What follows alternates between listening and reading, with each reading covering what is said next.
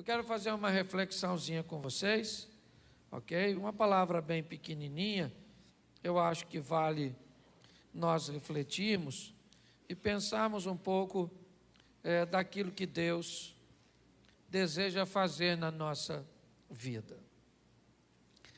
Uma das coisas que eu tenho procurado mostrar muito às pessoas é que elas devem ter o cuidado de não estabelecer para si a métrica dos outros, de buscar entender o que Deus tem para elas. Muitas pessoas não conseguem ser felizes porque não conseguem encontrar o propósito de Deus para a sua vida, para o seu casamento. É gente que veio a esse mundo para viver uma carreira solo e resolve casar. Não era para você casar. Pastor, não me dou bem com ninguém. Essa é uma mensagem para tu. Será que todo mundo é ruim e você é bom? Se uma pessoa disser que você é um cavalo, pode ser mentira. Se 5 pessoas disser que você é um cavalo, pode ser um complô. Se 20 pessoas disser um cavalo, é porque você é um cavalo, compra uma ferradura. Tem gente que quer divorciar para ser feliz. Também não adianta. Tem nada muito melhor do que isso que se arrumou. As pessoas estão olhando para a vida do outro e imaginando, porque você não sabe os problemas que o outro tem. Aí você imagina, nossa, a vida dessa pessoa é perfeita. Isso tem sido um grande desafio para a maioria das pessoas. Ficar de olho no que está acontecendo na vida alheia, canalizar suas forças. Há muito tempo eu venho falando com a igreja sobre melhorar sua qualidade de vida. Foi isso que eu fiz na minha vida. Se você pensa que eu sou rico, você está muito enganado. Aqui deve ter pelo menos umas 100 ou 200 pessoas que têm mais recursos que eu. Mas eu aprendi a ser próspero, que é ter o bastante na maioria das áreas. E isso faz com que as pessoas olhem e digam, nossa, que pastor feliz, até porque eu não choro na sua frente. Mas eu também choro. Para mim também é difícil. Então o que eu tenho visto? A perda da oportunidade que Deus tem concedido a todos. É importante que você entenda que Deus não tem seus privilegiados. Não. Deus não tem um grupinho que Ele resolveu abençoar. Ele dá a oportunidade a todos, mas nem todos são capazes de aproveitar a oportunidade. E às vezes não é de hoje que Ele está dando a oportunidade, não apenas para você, mas para aqueles que antecederam você. Eu acho que essa é a grande questão. Quando seu pai vivia, ou seu avô vivia, o meu provavelmente também vivia.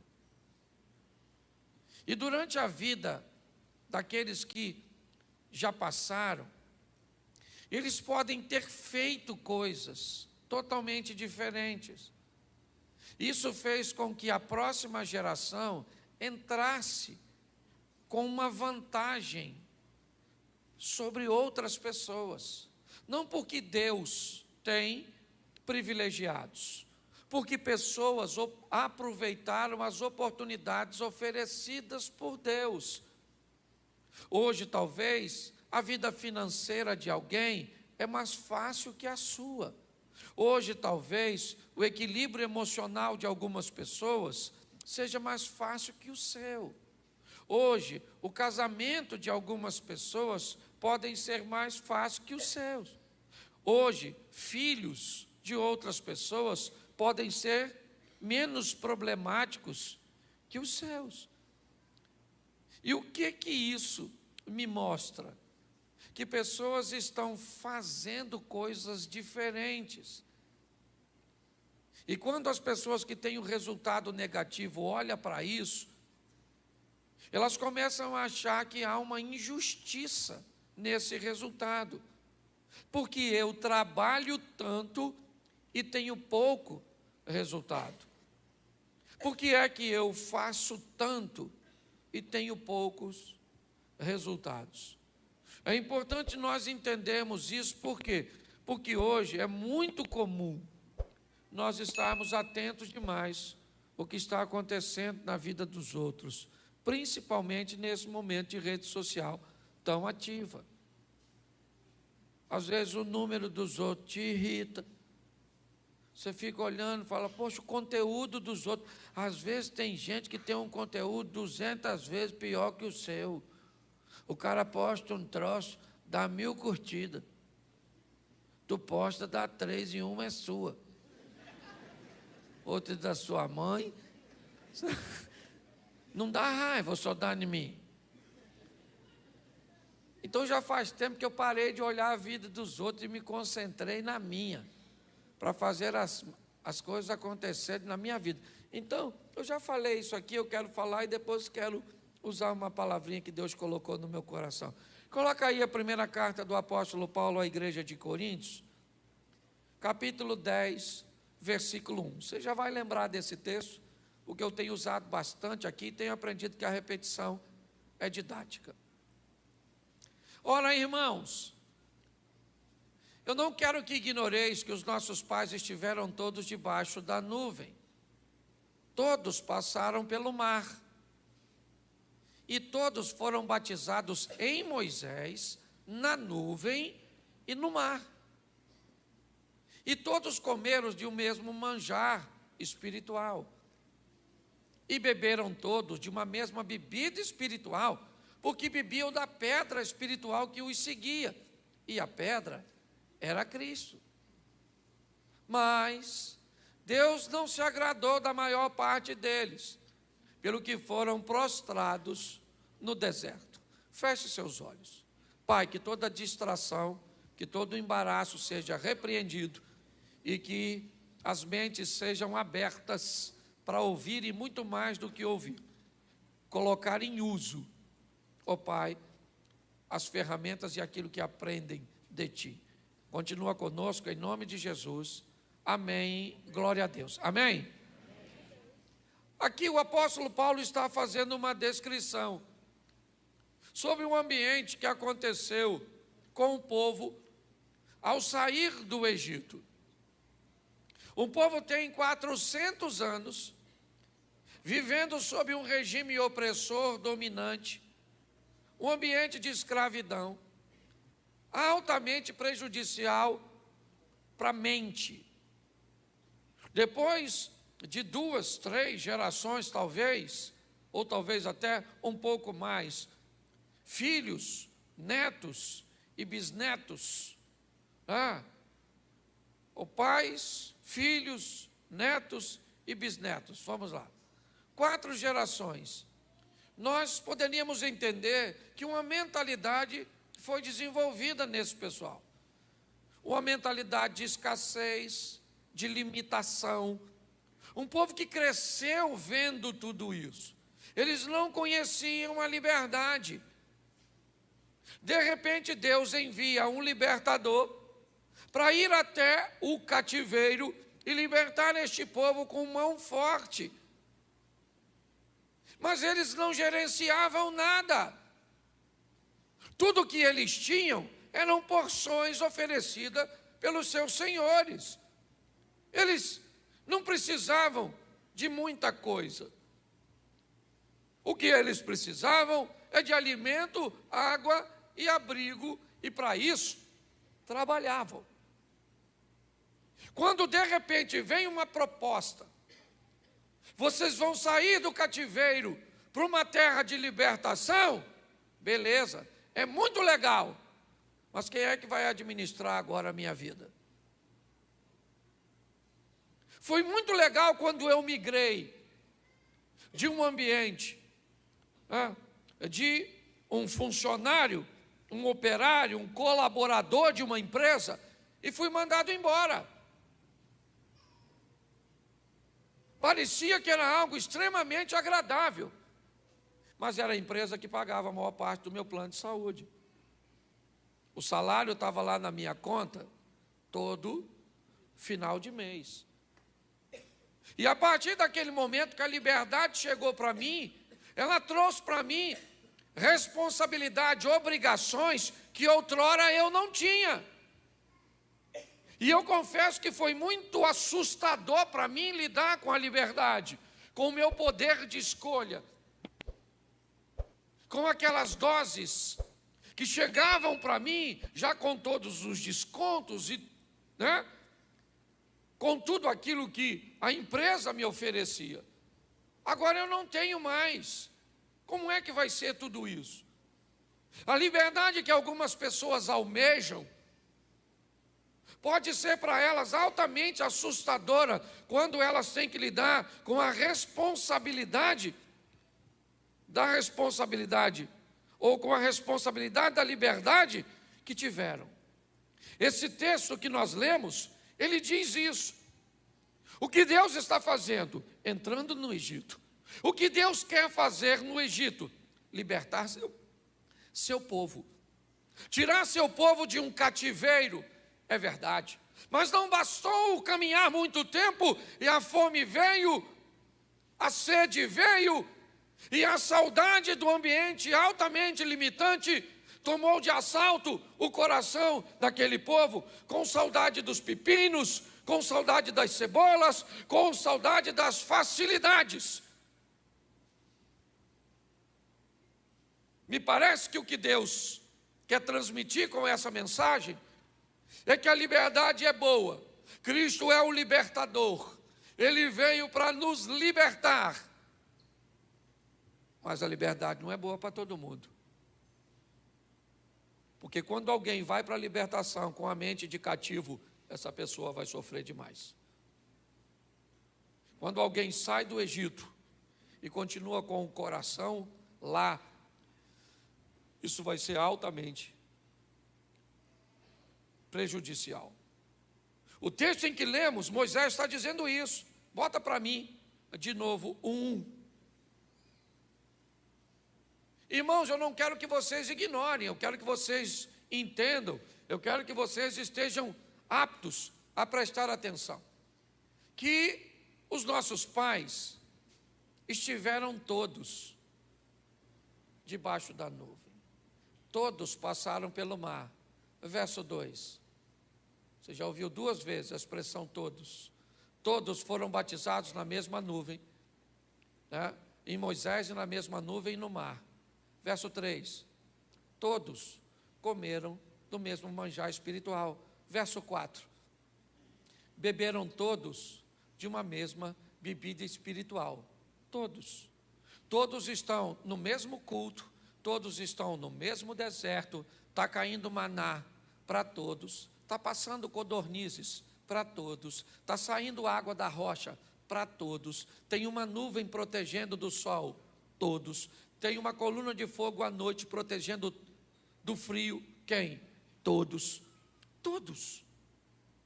Todos estão no mesmo ambiente, no mesmo tempo, ouvindo e vendo as mesmas coisas. Todos. Esse é o Deus justo, o Deus das oportunidades. Porém, o verso 5, ele começa a distinguir o todos. O todos de todo mundo. Ou todo mundo não são todos, ou todos não são todo mundo. Coloque como você quiser. Verso 5. Mas Deus não se agradou da maior parte de todos.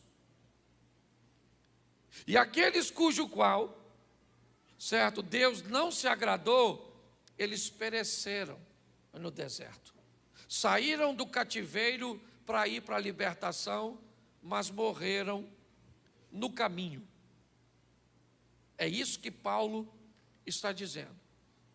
A mensagem é: pessoas estão no mesmo culto de quarta-feira, ouvindo a mesma palavra de oferta, ouvimos a mesma palavra de campanha, ouvimos os mesmos louvores, estou aqui diante da mesma palavra para quem?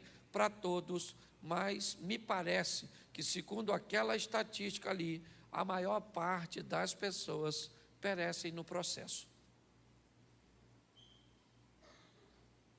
A Bíblia, ela é sempre recheada de oportunidades. Você abre o Éden, você vê dois irmãos fazendo a mesma coisa, porém com o coração diferente. Caim e Abel.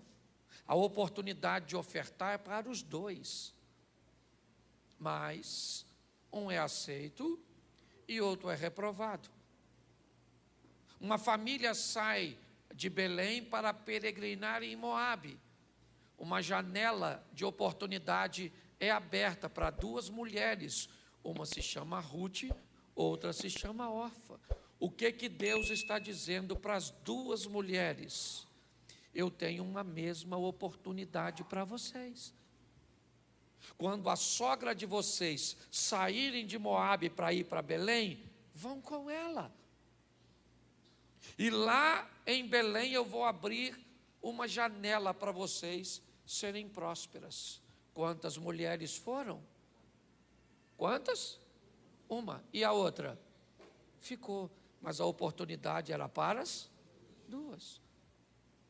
Duas mulheres engravidam, são prostitutas, mães de meninos, solitárias. Um parto de apenas 3 dias de diferença. O que representa a criança na Bíblia, em algumas aplicações, futuro. O filho é a representação do futuro. Duas mulheres receberam a oportunidade de cuidar de seu futuro. Uma delas se deitou sobre seu futuro e o matou. A outra fez com que seu futuro vivesse. Onde é que está a injustiça nisso? Na morte do bebê? É isso que você quer ver? Você vai olhar um pouco mais à frente e o que você vai ver? 12 discípulos, escuridão para os 12, vento para os 12, 3 horas da manhã aproximadamente para os 12, cansaço para os 12, Jesus aparece para os 12. Quantos homens poderiam andar sobre as águas nessa ocasião? Quantos? Os 12. Quantos andaram? E por quê? Porque Deus é injusto e deu uma oportunidade para um que não deu para o outro. Não. Se quando Pedro dissesse assim, eu vou sair do barco, André, seu irmão, dissesse, tu não vai sozinho porque eu vou também. Tiago e João, que era sócio dele numa pequena cooperativa de pesca, diria, nós também vamos, vocês não vão sozinhos não. E aí pensa, não sei se Tomé iria, mas a turma podia ser maior. Aí um cara anda sobre as águas e 11 caras ficam olhando. Oh, pelo amor de Deus, você precisa definir na sua vida se você quer ser um espectador de vida alheia ou você quer ser um protagonista das suas próprias histórias. Porque o Deus que você serve é o mesmo de todos nós. Aliás, nós temos 2 coisas que nos trazem altamente afinidades. Primeiro, servimos o mesmo Deus, temos um só Deus, uma só palavra, um só Espírito e os mesmos valores. Outra coisa que nos aproxima, o mesmo adversário, Satanás é o adversário de todos nós. Muitas coisas nos aproximam. Quando eu olho para esse ambiente, o que eu vejo? Eu vejo pessoas escutando a mesma coisa, mas vivendo coisas totalmente opostas. Isso me deixa desconfortável. Há uma oportunidade no Monte da Caveira. O homem está sendo crucificado numa cruz centralizada. Ele é o Salvador. Do seu lado direito vai um ladrão, do esquerdo um outro ladrão, e o Salvador está no meio para salvar quantos ladrões? Os 2. A oportunidade é para os 2. Os 2 são salvos? Não. Porque Jesus só poderia salvar um? Não. Ele poderia salvar os 2. As oportunidades precisam ser vistas de uma forma mais clara para a maioria das pessoas. Então deixa eu te mostrar 4 textos aqui para você entender, porque eu gosto da maneira como Deus permite a humanidade de seus escritores estar na Bíblia, sem comprometer a mensagem. Eu gosto de ver isso, porque Deus está sempre no controle. Por isso que você nunca vai ver Deus lutando com o diabo. Nunca. Nunca há batalha entre Deus e o diabo. A batalha é sempre entre o diabo e os anjos de Deus. Porque não há poder para o diabo para enfrentar o nosso Deus. Quando o diabo tiver a suposta batalha com Deus, a batalha é final, porque aí acabou. Então é importante você entender quem você serve. Você não serve um Deus que enfrenta oposições, não. Ele tem anjos, ok? Que até quando vão enfrentar o diabo, usam Deus. Eu já vi gente dizendo, não tem problema nenhum, se essa é a sua cultura, fique à vontade. Eu vou pisar na cabeça do diabo. Mas quando um anjo enfrentou o diabo, ele disse assim: o Senhor te repreenda. Olha, ele não falou nada. Ele falou: diabo, falou uma coisa para você, para a gente acabar com isso o mais rápido possível. Senhor, o diabo. Tem gente que tem dificuldade até para orar.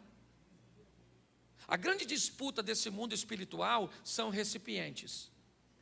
Lugares onde duas forças querem estar e não conseguem estar simultaneamente. Quem é o recipiente? Eu e você. E quem é que está disputando esse recipiente? O bem e o mal. Por que é bem e mal? Porque um é a ausência do outro. Por isso que a representação é luz e trevas. Onde uma chega, a outra tem que ir embora. É ignorância e sabedoria. Chegou uma, a outra tem que ir embora. Quando Deus entra em você, pronto. Entrou, cadê o Satanás? Foi embora, porque não dá para bater duas coisas. Quando o Satanás entra em tu, o que vai? Deus vai embora, porque não dá. Pastor, mas o Satanás entra. No Pedro entrou. Não sei se entra em nós, porque nós somos muito melhor que o Pedro. Certo? O Pedro estava conversando com Jesus, e Jesus falou: ô Pedro, você respondeu direitinho. 10 para você. E por que você respondeu direitinho? Porque Deus está dentro de você. Pedro falou: beleza aí, Deus está dentro de mim. Jesus continua conversando com Pedro, já Deus foi embora e o Satanás entrou. E Jesus falou: Pedro, agora o Satanás está aí. Mas Pedro, Deus estava aqui golinha mesmo? Pois é, mas o mal entrou. Então a grande disputa é essa. E não ri não, porque nós também somos assim. Ora está Deus, ora está o Satanás. É porque parece que quando eu falo Satanás, eu estou falando de possessão. Nossa. Certo? Como é que é o nome daquele que a menina sobe pela parede? Poltergeist, o exorcista. Não é isso que eu estou falando, não. Eu estou falando a você que às vezes é um recipiente do Satanás, para perturbar a sua mulher, para perturbar a família do seu filho, para perturbar seus filhos, para perturbar todo mundo, para perturbar vizinho. Entendeu? Porque é só um canal. Parece que entra um tubo do inferno e entra em nós. Que é isso aqui? Você está entubado. E agora? Agora você faz a vontade do mal. Quem nunca foi usado pelo mal, nem levanta a mão, que já vai ser. Se levantar com tanta mentira sua nessa vida. Então a grande batalha é essa. Tem duas forças lutando para quê? Se é guerra, você é o território a ser conquistado. Ou será que Deus está preocupado em evangelizar seu gato? Seu cachorro? É tu. E o diabo também tem interesse. Porque todas as vezes que alguém domina sobre a pessoa, automaticamente essa pessoa está recrutada a militar no seu exército. É assim que funciona. Difícil de entender, né? Então você tem que dar uma olhada. Quem é que está em mim? Que horas? De vez em quando Deus está, de vez em quando nem acha Deus aqui, nada. Certo? Deus vai embora, aí o diabo entra. Então você é meio que freelance, um motoboy. Alguém que aceita diversos serviços. Né? Eu aprendi uma coisa: quem trabalha para Deus por dinheiro, trabalha para Satanás com um salário maior. É assim que funciona, depende da proposta. Então, por isso que a vida tem sido difícil para muita gente que vai morar no céu, mas vai sofrer igual um desgraçado aqui nessa terra. Deveria até morrer mais rápido, para se livrar do sofrimento. Ué, Jesus disse, eu vim para que tenham vida e tenham em abundância. O que nós temos que fazer é falar, aqui dentro de mim, quem entra é Deus. Por isso, quando você vai orar para resolver alguma coisa, por favor, canalize 2 orações. Uma para a origem do poder e outra para o recipiente do poder. Por exemplo, você tem um problema com sogra. Segundo a Bíblia, a luta não é contra a véia. A luta é contra principado e potestade, hostes da maldade, que opera na região, mas entra nas velhas. E inventa nas novas, entra em todo mundo. Eu usei a véia para ficar como um exemplo mais sólido. Certo? Então, como é que você vai orar para um problema que você tem com sua sogra? O problema vem de onde? Fala assim, do inferno. E entra onde? Isso. Tá certo? Entra na sogra. Então o que você faz? Senhor, porque a oração sempre é para lá. Para de mandar a oração para o inferno, para de mandar a oração para as pessoas, mande a oração na direção certa. Senhor, meu Deus e Pai, em nome de Jesus, eu peço o acionamento do céu para tomar uma providência sobre a origem do mal. O Satanás, seus anjos, as potestades e o recipiente do mal. Minha sogra, minha esposa, meu filho. Você tem que saber como orar, você tem que canalizar a oração para os 2 ambientes, de onde vem o mal e onde o mal entra.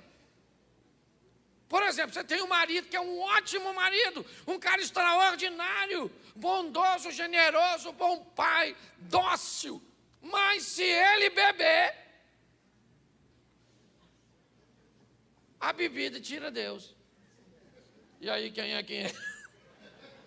Aí pronto, o bicho quebra tudo, bate tudo. É o cão chupando manga. Então quando você for orar, por favor, tá bom? Fale com a fonte, manda para cima resolver o problema lá na fonte. Senhor, fecha um pouco o registro lá. Porque não dá para fechar tudo, porque o mal sempre tem que vir, né? Mas Senhor, é mal demais. Eu acho que é um tubo de 4 polegadas, injetando mal o tempo inteiro. Tem gente vivendo casamento assim. Aí ora contra o marido. Está errado.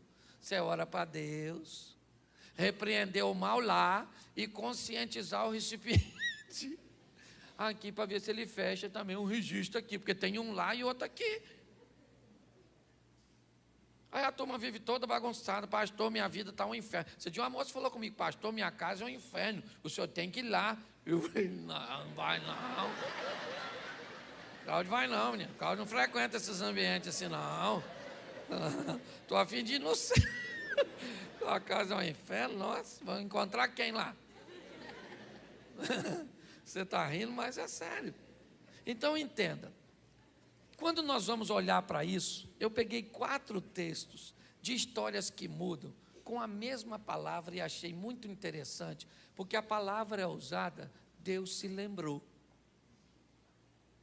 Eu gosto dessas palavras que homens deixaram e Deus permitiu que eles deixassem um registro, sem comprometer o todo e a essência da palavra, porque nós sabemos, desde que conhecemos a palavra de Deus, que Deus é onisciente e Ele não esquece de nada, não se arrepende de nada. Mas você encontra textos dizendo que Deus está arrependido. Por favor, se você não entende o contexto e o que está sendo transmitido, não coloque defeito na Bíblia. Mas eu não vou falar disso agora. Gênesis capítulo 1, verso 8. Preste atenção.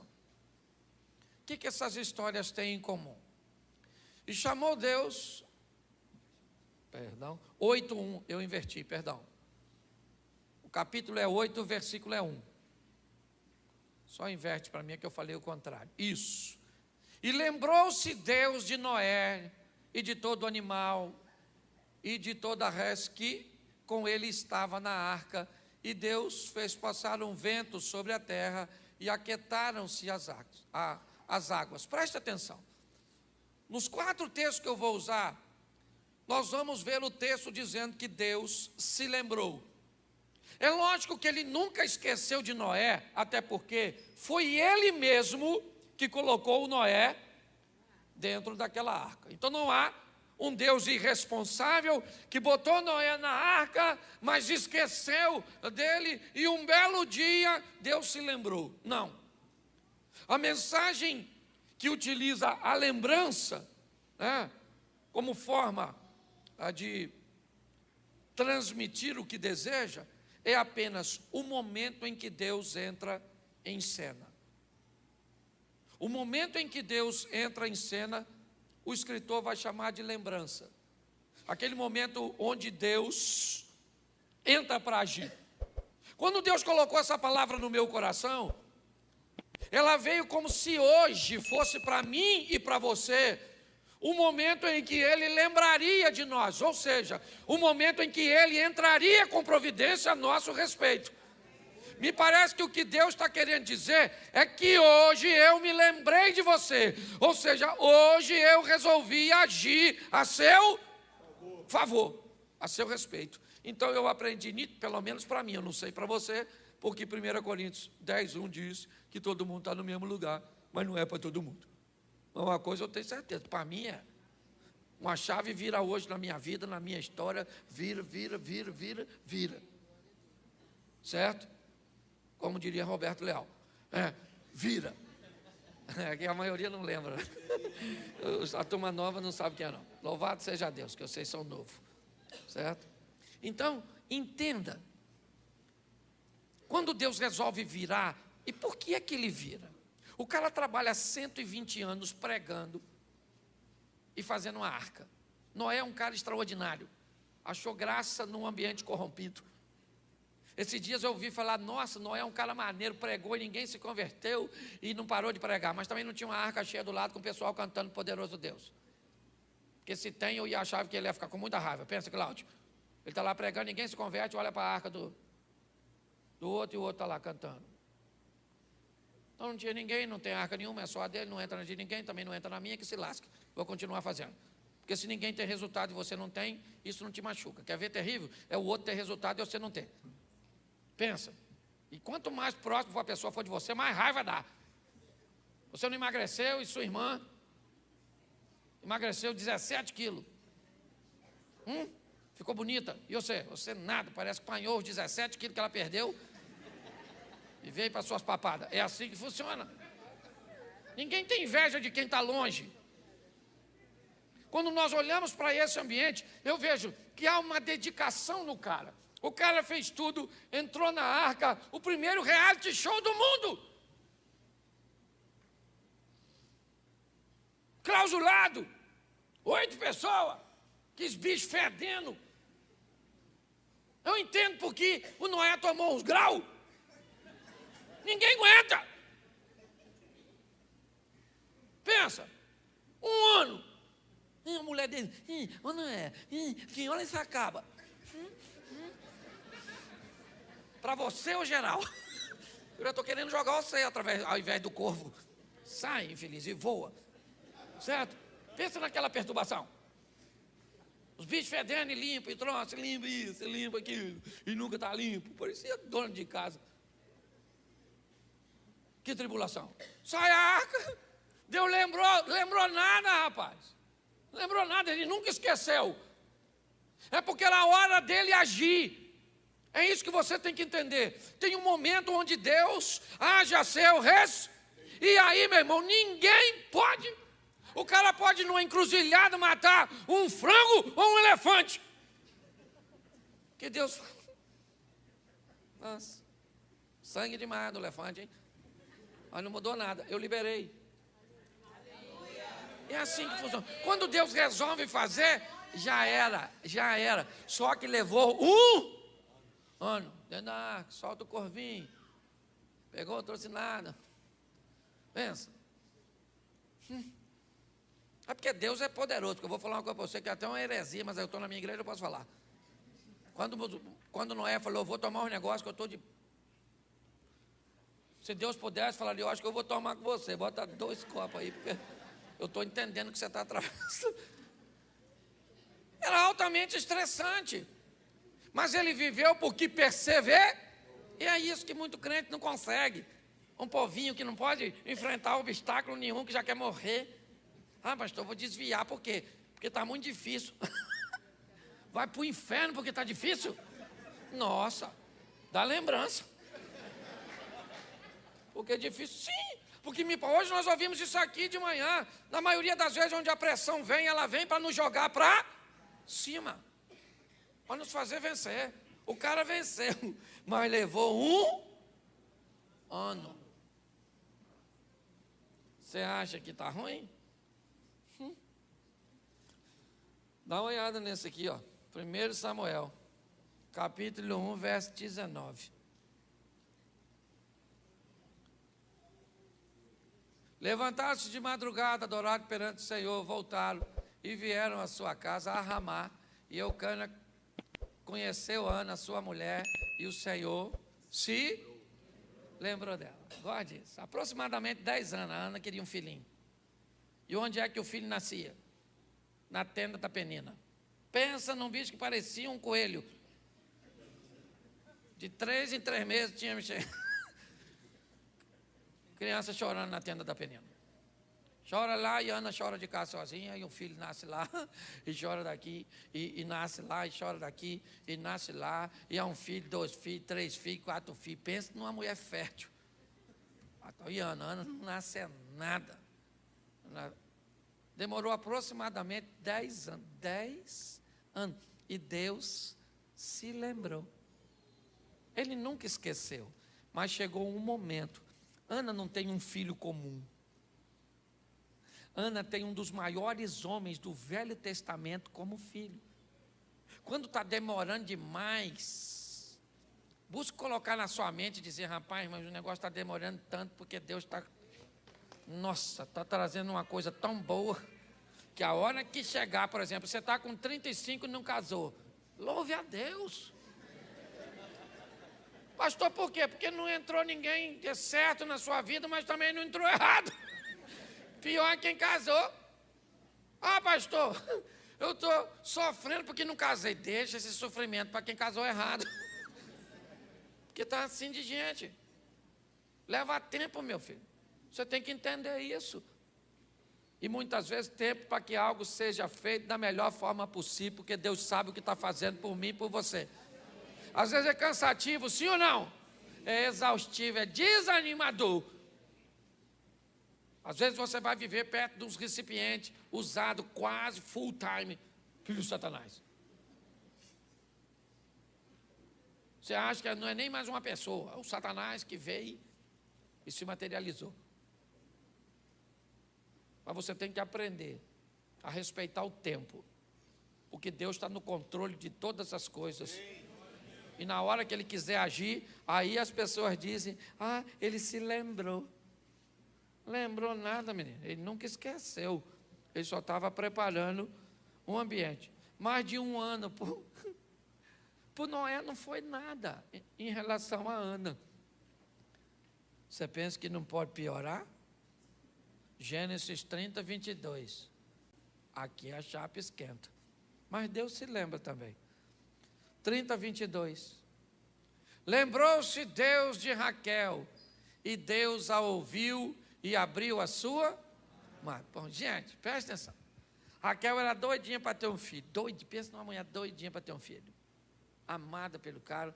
O cara trabalhou para ela. Raquel devia ser uma mulher bonita, porque ninguém trabalha 14 anos para casar com a mulher feia. Não trabalha. Ele já casou com Lia. Se Lia fosse melhorzinha, é que ela tinha um olho para arquibancada, o outro para geral. Ela era bem bagunçadinha, certo? E senão o Jacó tinha falado: deixa a Raquel para outra, que eu vou aqui com Lia mesmo, né? Mas não foi assim. Catou, devia ser um mulherão, sim ou não? Sim, cavala. Mas ela não gerava filho, e o filho nascia na tenda da outra. Sabe quantos filhos? Se eu achava que a Penina era boa de filho, A Lia teve 7, irmão. Pensa numa dona. Via a cueca do... engravidava. Uma mulher acima da média, a dona. E a Raquel doida para ter um filhinho. E a outra tinha 7. A Raquel ficou muito invocada, falou, quer saber de uma coisa? Ô Jacó, pega minha serva aqui e faz filho nela. O Jacó podia falar, eu não, pô, já tem 7. Mas homem é homem todo tempo. Eu imagino Jacó falando, não, acho melhor não pegar a...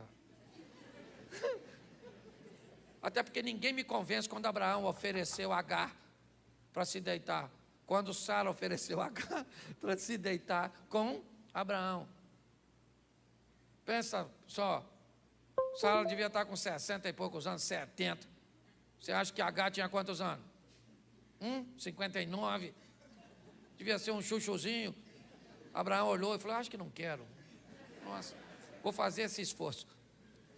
Você está rindo de quê? Está assim de gente buscando atalho para alcançar o que deseja.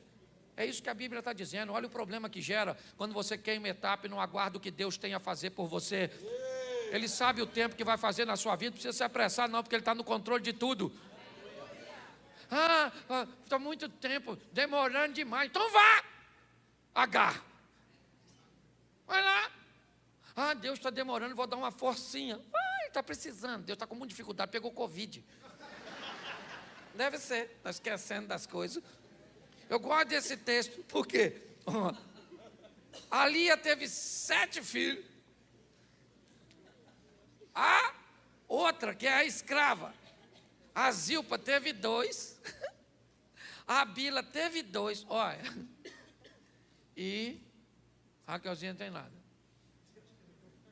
Tem nada. Só as crianças chorando. Mas o texto diz ali que Deus se lembrou da Raquel. E ela foi mãe de quem? Que José? E os filhos de José substituíram 2 da tribo, lembra? Manassés e Efraim. Demorou ou não demorou? Aproximadamente, eu botei aqui 7 com 2, 9 com 2, quase uns 15 anos para a mulher ter um filhinho. E você está esperando 6 meses. Nossa, pastor, eu fiz uma campanha. Vai ler a Bíblia, rapaz. Então não vem mais aqui não, porque não tem milagre. Então vai embora. Entendeu? Vai num fast food desse aí e pega lá na hora. Porque está demorando para caramba. O cara teve uma visão quando eu era membro lá na igreja Rio de Janeiro, que Deus ia me colocar num avião para voar. Pensa num medo, até não orei pedindo para que acontecesse. Não queria voar. Menino, passou de 10 anos, não voei pela primeira vez. Falei, Senhor, hoje está cumprindo esse troço. E a minha preocupação não é nem essa. É porque ele disse que via eu nos aeroportos tudo com a mala, só trocando de voo. Isso significa que não vai ficar só nesse. Nossa, aí eu viajo, tomo Rivotril, essa aqui sabe. Chego lá,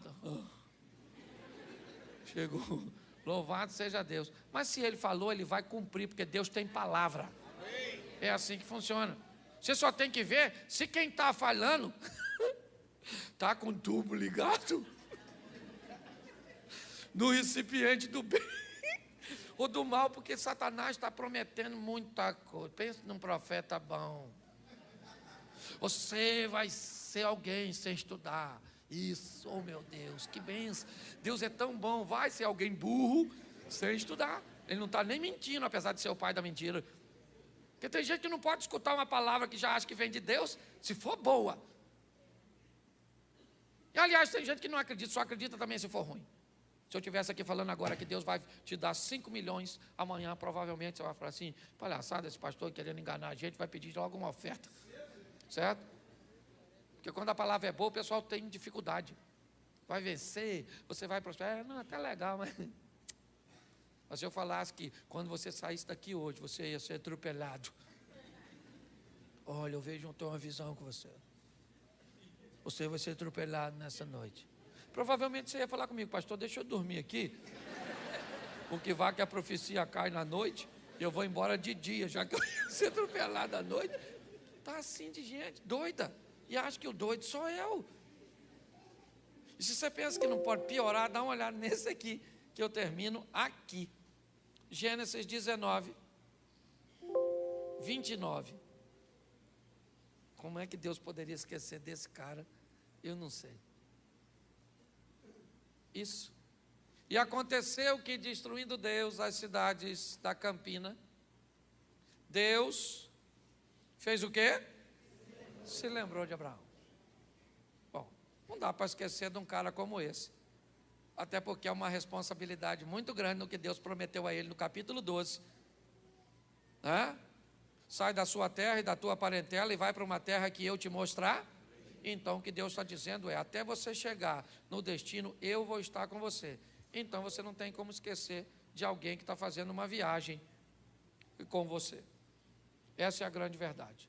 O grande problema é que esse cara recebe esse chamado no capítulo 12 e ele tem 75 anos de idade. E essa palavra se cumpre quando ele tem 100. Levou quantos anos? 25 anos. Porque Deus tinha esquecido e só lembrou 25 anos depois? Não. Porque ele está vivendo e fazendo no tempo, é isso.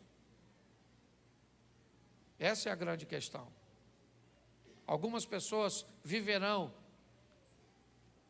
promessas bem rápidas, outras terão que cumprir o período de tempo, seja um ano, como Noé, mas foi 120 anos para construir a arca. Pare e pense. Seja como Raquel, pode ter sido como Ana, ou como Abraão. Deus não se esquece de nós, ou não esquece de nós. E eu acredito que hoje, essa expressão, lembrou-se, tem a ver com o momento em que as coisas vão acontecer. E uma chave vira hoje. Eu preciso que você acredite nisso para que você tome posse. Hoje uma chave vira neste lugar. Porque Deus, olha para quem está do seu lado e diga, ó, Deus se lembrou de você.